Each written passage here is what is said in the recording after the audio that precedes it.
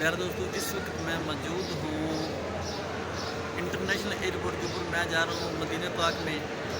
मैंने सोचा कि आपको छोटी सी वीडियो बना के दिखाता हूँ। प्यारे दोस्तों, इस वक्त मैं आपकी दुआओं से मदीना पाक की तरफ रवानगी के लिए जा रहा हूँ।